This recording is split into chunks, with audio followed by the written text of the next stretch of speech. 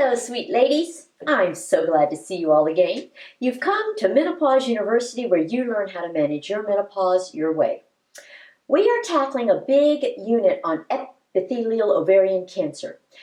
And thus far, you have discovered that it is one of the worst cancers you can get. There is nothing about it that is reassuring. So I will be giving you videos on how you can prevent it. But before I do that, I need to teach you a bit about the pathology of epithelial ovarian cancer. This will be critical to your understanding of some of your options for prevention. So this is video number 441, and I know it may seem odd that I'm addressing the issue of pathology now, after having already presented diagnosis, grading and staging, treatment, and prognosis. But I've done it in this order for a reason. I hope you've already realized that I do everything for a reason. And this video is going to set the stage for a series of videos to come. I guess the odd order fits well with our topic today anyway. You know, an inquisitive woman once asked, which came first, the chicken or the egg? And we'll be asking that same question today. You definitely need to watch this video because this is not in my book, in either the first or the second edition. And that's because it's too new to be in either edition of my book. But new as it is, what you learn here today is governing much of what you'll find in medical practice these days. So to start, let's review a bit in order to give you a frame of reference. In videos number 413 to 415, you learned all about your reproductive tract, and I compared it to a train track. And you learned that your ovaries drive the whole train by functioning as egg and hormone factories, but they function only during your reproductive life. The only reason human females experience menopause at all is because we are literally outliving our ovaries. So, our ovaries die while we go on living. Then, in video number 418, you discovered that the horrible postmenopausal ovarian cancer of interest to us is the serous epithelial ovarian cancer. It consists of cancer that originates in the serous outer layer of your ovaries. But this serous outer layer of your ovaries is not limited to just your ovaries. It is like saran wrap that extends beyond your ovaries and covers all the organs in your entire pelvis. Everything here is covered with saran wrap. So, the outer surface of your ovaries, fallopian tubes, uterus, cervix, bladder, and intestines are all covered by the saran wrap layer. In video number 419, you learned that there are 4 different kinds of epithelial ovarian cancer based on how much they resemble the normal lining cells of the organs in your reproductive tract. So, serous epithelial ovarian cancer resembles the serous lining of your ovaries and fallopian tubes. Endometrioid and clear cell ovarian cancers resemble the lining cells of your uterus. And mucinous epithelial ovarian cancer resembles the lining cells of your cervix. Our focus is on serous epithelial ovarian cancer. So that means we need to zero in on just your ovaries and fallopian tubes for our discussion of pathology. Now, here is a typical anatomical model of your reproductive tract created by an anatomical model company. As you can see, it includes your cervix, your uterus, your fallopian tubes, and your ovaries. But we don't need all that. We need only your fallopian tubes and ovaries. That is the anatomy of concern for our discussion today. But before we delve into the meat of the discussion, just take a moment to analyze the anatomy of just your fallopian tubes and ovaries on this anatomical model. Notice how closely approximated these two are to one another. If I turn this around, you can see that they are basically connected. These finger-like projections of your fallopian tube actually clutch your ovary. Now, you know that I prefer models that isolate the anatomy of concern, and that way you don't get distracted by the things that don't pertain to our lesson. So we're going to use my homemade model of just an ovary and a fallopian tube, okay? This is my model of an ovary. Now, it's really a great big Easter egg.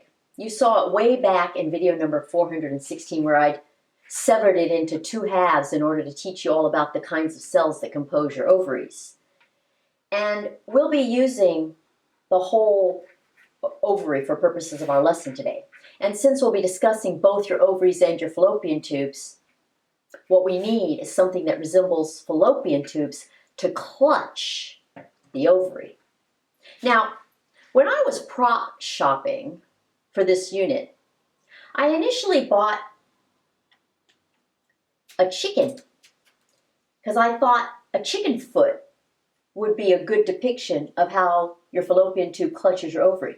But the chicken feet I found were just too small for this great big ovary. And they just didn't portray this clutching function of the fallopian tube very well. Well, then I thought, how about an eagle claw?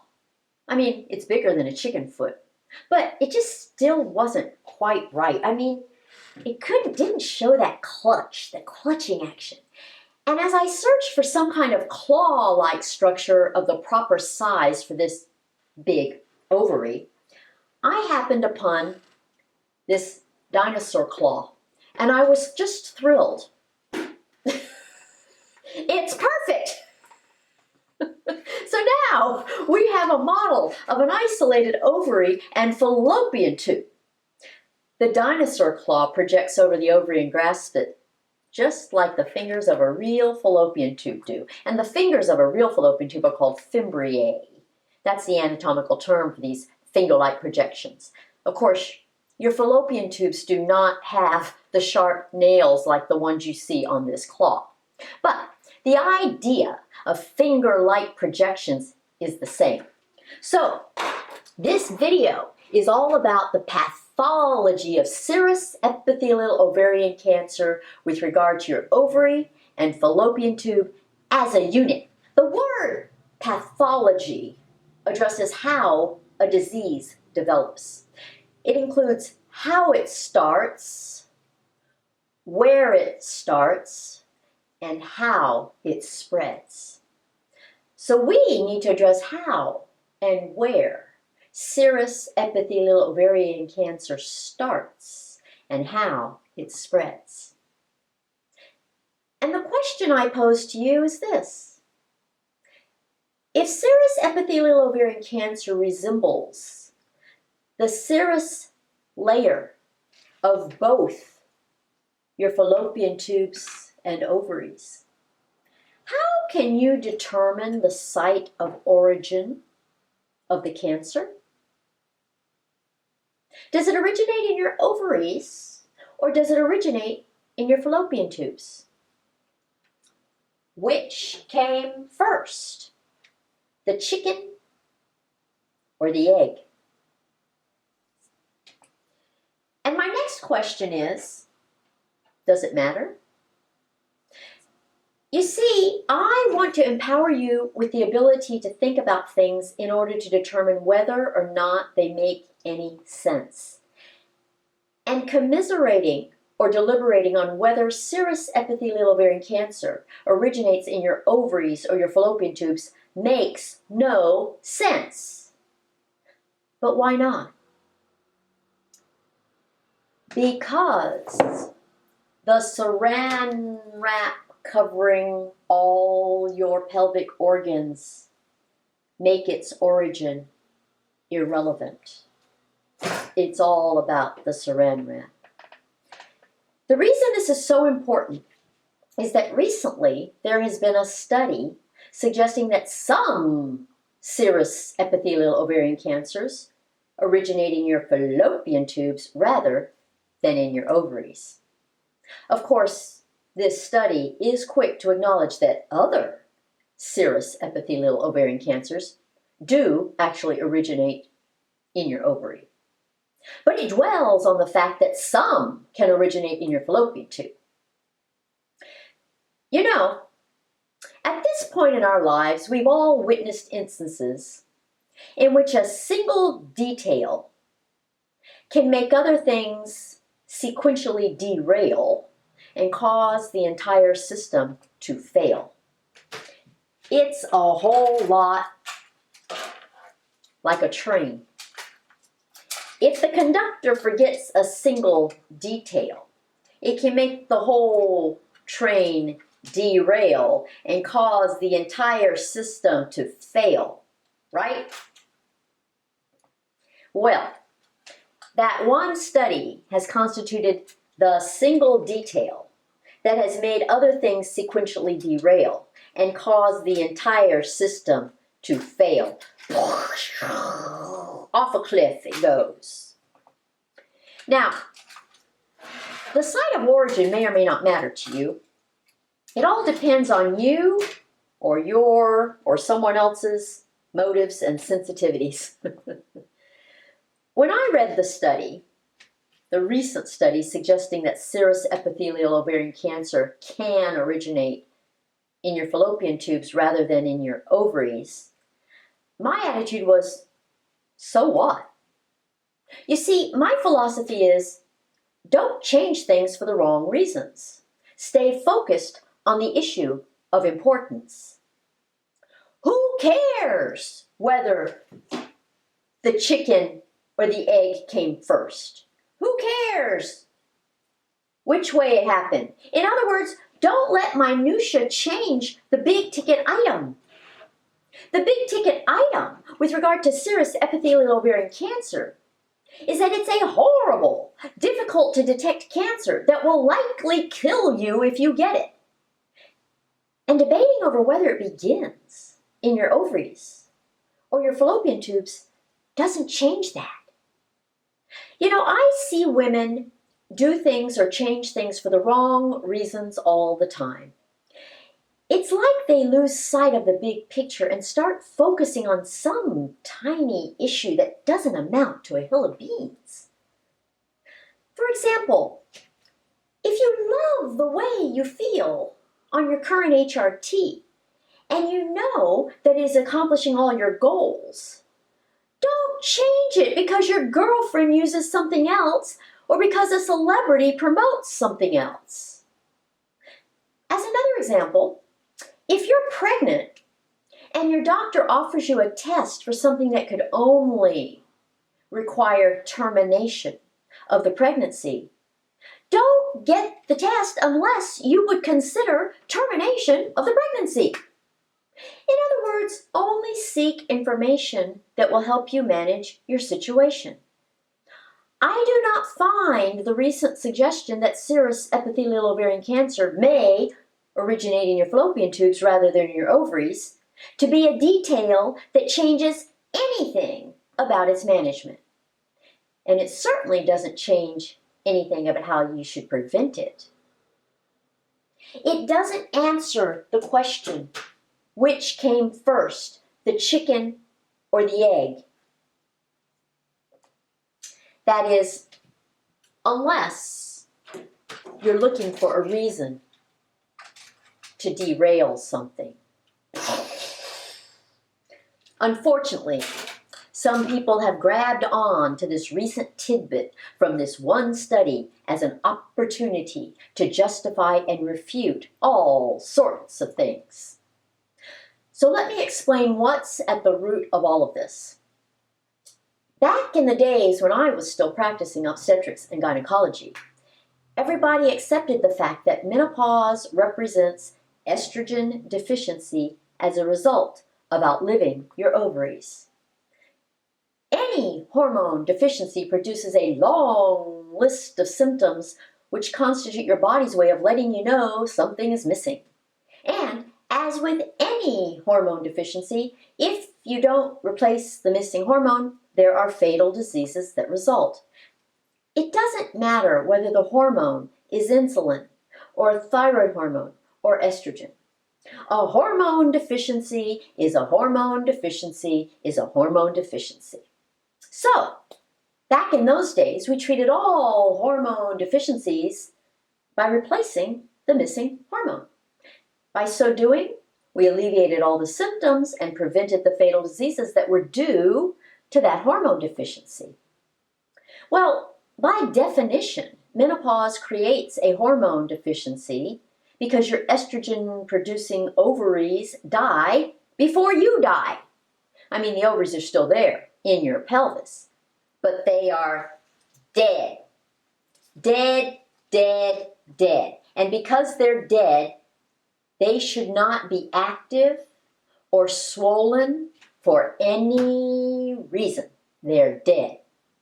Well, because they should not be active or swollen for any reason, the dogma for any ovarian swelling in a postmenopausal woman was, it's cancer until proven otherwise. And because the ovaries in a postmenopausal woman are non-functional and should never, ever be swollen, we used to remove both the ovaries and fallopian tubes in any postmenopausal woman with any ovarian swelling, period. It just didn't make sense to leave them in place when the diagnosis of serous epithelial ovarian cancer is so difficult to make and the prognosis is so dismal. And regardless of whether the cancer originated in the ovary or the fallopian tube, it is still the same horrible cancer with the same high mortality rate either way. So, before this recent study, it didn't matter which came first, the chicken or the egg. The detail of where it originates wasn't significant enough to derail anything. But in 2002, the Women's Health Initiative, WHI, study was reported to the public. And as I've taught you in the past, it was a study on hormone replacement for menopause. Well, sort of. It studied elderly women who started taking HRT for menopause at an average age of 63.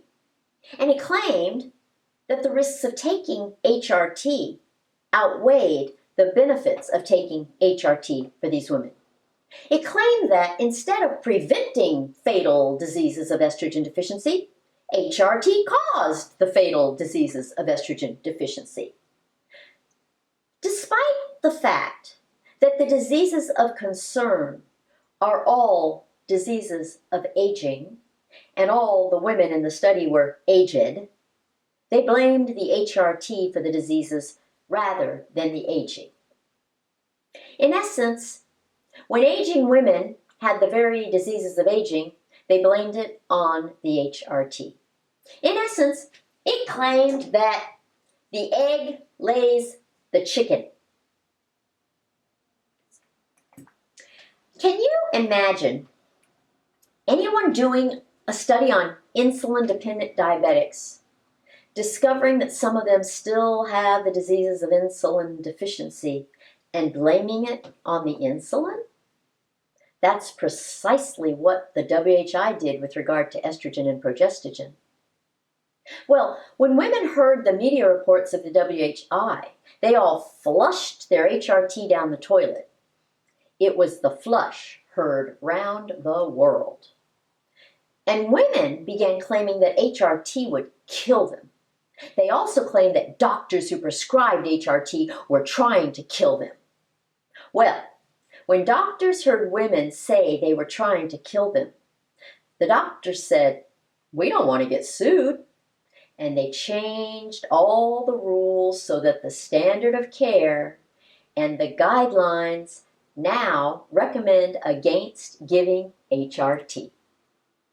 But that meant women would have to live with their miserable symptoms of estrogen deficiency for the rest of their lives.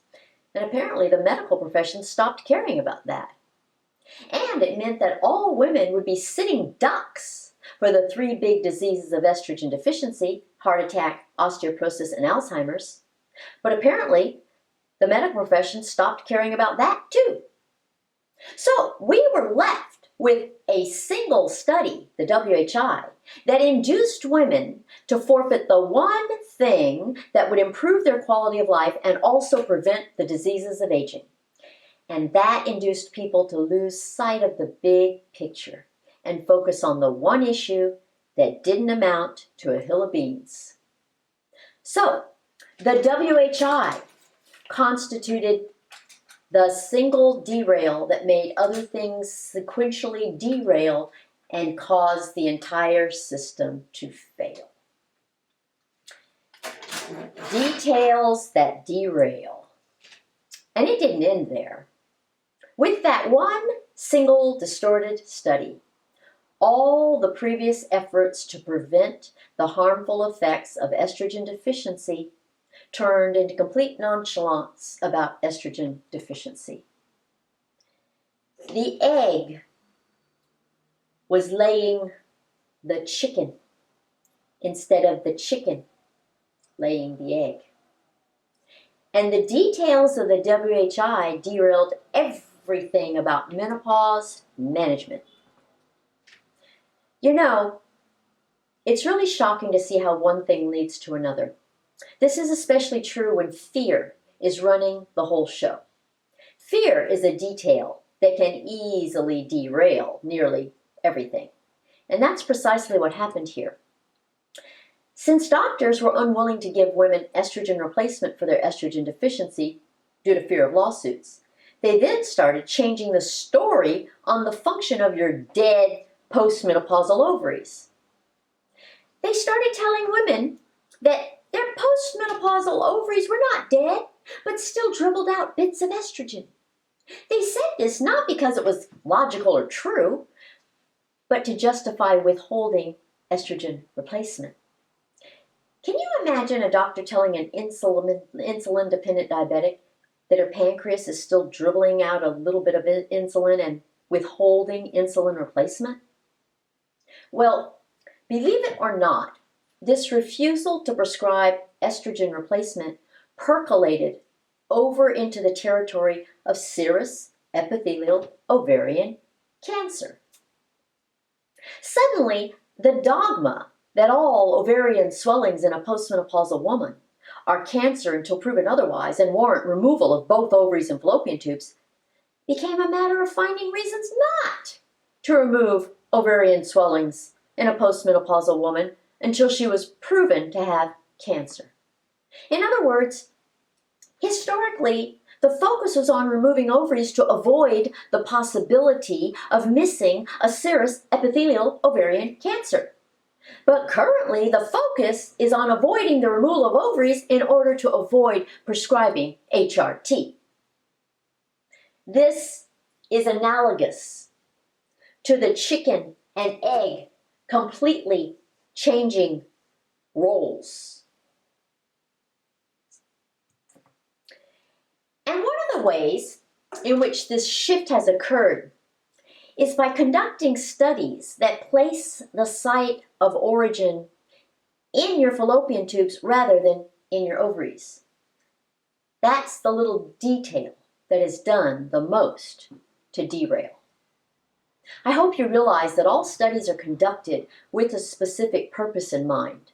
They all set out to show one thing or another, and depending on the goals of the researchers, the study is designed accordingly.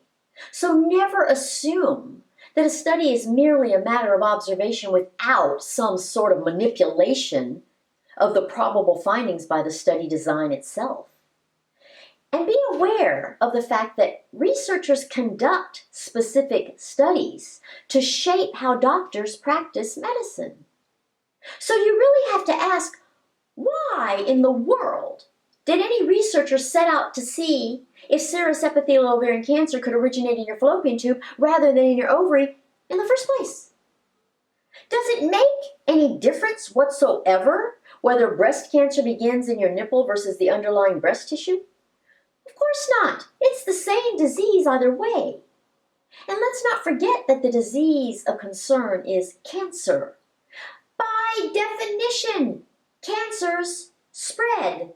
That is precisely what makes them cancers. Spread is spread. And this particular cancer spreads quickly, all because of the saran wrap that covers both your fallopian tubes and your ovaries. It covers all of it the same. So your ovary and your fallopian tube are so close to one another that they literally touch. These finger-like projections actually clutch the ovary. So your fallopian tube and ovary are in constant contact with one another. Does it really matter whether the cancer starts in your ovaries and spreads to your fallopian tubes, or starts in your fallopian tubes and spreads to your ovaries? I mean, it's deadly either way. Cancer spreads no matter what. Did you hear all my pearls falling to the ground? They've lost their grip. And how in the world can you decipher which cancers originate in your ovary from those that originate in your fallopian tube? You can't. So who cares which came first, the chicken or the egg? It just doesn't matter. And given the horrible status of serous epithelial ovarian cancer, in terms of considering prevention, we need to focus on how it ends, not on how it begins. It ends with a very high mortality rate. And just like the train that derails because of a single detail, that one study has constituted the single detail that has made other things sequentially derail and caused the entire system to fail. Crash all down the ravine. As such, the loony suspicion that serous epithelial ovarian cancer can start in your fallopian tubes rather than your ovaries has been extrapolated to situations having nothing whatsoever to do with any kind of cancer, too. Nowadays, this detail has derailed the standard of care on surgery for even benign conditions. Historically, if a postmenopausal woman had surgery for a benign gynecologic condition, her ovaries and fallopian tubes were removed just to prevent serous epithelial ovarian cancer. Doing so did not increase the risks of her surgery at all, but it did decrease the risks of cancer.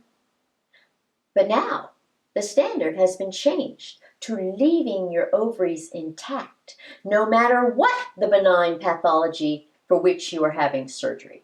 All because of the little detail that serous epithelial ovarian cancer might be able to originate in your fallopian tubes rather than in your ovaries. I find the whole thing completely ludicrous. You've seen how devastating a disease serous epithelial ovarian cancer is. You've seen how difficult it is to detect it early. You've seen that there's no screening test for it. And you've seen the high mortality rates. To me, that would warrant removing all the postmenopausal ovaries and fallopian tubes possible whenever an opportunity presents itself. But just the opposite has become the norm. If you ask me, that puts the emphasis on the wrong syllable. It's as irrelevant as determining which came first, the chicken or the egg. If you compare preventive measures for breast cancer to those for serous epithelial ovarian cancer, the differences are shocking. Breast cancer is one that we find so early that most cases are actually pre-cancer, and the 5-year survival rates are around 90% overall. But women who merely have a non-hereditary family history of breast cancer have prophylactic bilateral mastectomies. In contrast, serous epithelial ovarian cancer is one we hardly ever find early. Most commonly, it's already stage 3 or stage 4 at the time of diagnosis, and the 5-year survival rates for it are only around 45%.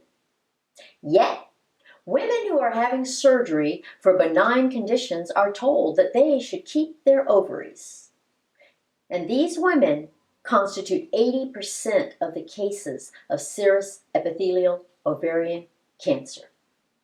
So the efforts to prevent breast cancer are extreme, while the efforts to prevent serous epithelial ovarian cancer are lame. It just doesn't make sense. Some people have gone so far as to claim that the reason we cannot diagnose serous epithelial ovarian cancer with transvaginal ultrasound is because it starts in your fallopian tube rather than in your ovary. But again, I say, so what? You've learned that your ovaries become tiny, shriveled knobs at postmenopause. They're dead. They are as difficult to find on ultrasound as your fallopian tubes. So claiming that serous epithelial ovarian cancer can begin in your fallopian tubes rather than your ovaries changes nothing about the fact that transvaginal ultrasound is still an unworthy screening method. Why do people let the little detail derail the whole train? Now, I know that this presentation may seem like a rant that's misplaced, but it isn't. And that's because we are going to start addressing prevention of serous epithelial ovarian cancer. And you will see that even the options for prevention have been shaded and derailed by this little detail. So the summary is that a recent study has suggested that serous epithelial ovarian cancer can originate in your fallopian tubes as well as in your ovaries. And while that should not change anything about menopause management or management of ovarian swellings in postmenopausal women, this little detail has derailed all sorts of standards for management of menopause, surgeries for benign conditions, prevention of serous epithelial ovarian cancer, and management of ovarian swellings in postmenopausal women. And next week, we'll begin exploring how this one little detail has derailed options for preventing serous epithelial ovarian cancer. Understanding the big picture like this is extremely powerful. You know, people tend to focus on single details or single studies, and when they do, they fail to see the big picture. Here's an analogy. If I blindfold you and stand you right in front of a tree with your nose touching the tree, and then remove the blindfold, all you will see is the bit of bark right in front of your eyes. If I ask you to describe what you see, you'll describe only the bark. If I tell me what the tree looks like, you'll describe only the bark. You would have no idea that there's a whole tree with branches and leaves and budding blooms. When you rely on only one detail or only one study, it is like looking at only the bark of the tree close up. I want to ensure that you step back and see the entire tree. And this detail has derailed so many things in the world of menopause and serous epithelial ovarian cancer that it warrants stepping back to see the big picture. Okay, please schedule a consultation with me at menopausetailor.me. There is no better way to be sure you see the big picture and don't get derailed by any details. Subscribe to my newsletter and this channel so that you get the big picture on your entire menopause education. And follow me on Facebook, Instagram, Twitter, and TikTok so that you can get the big picture on me. Bye, my dears.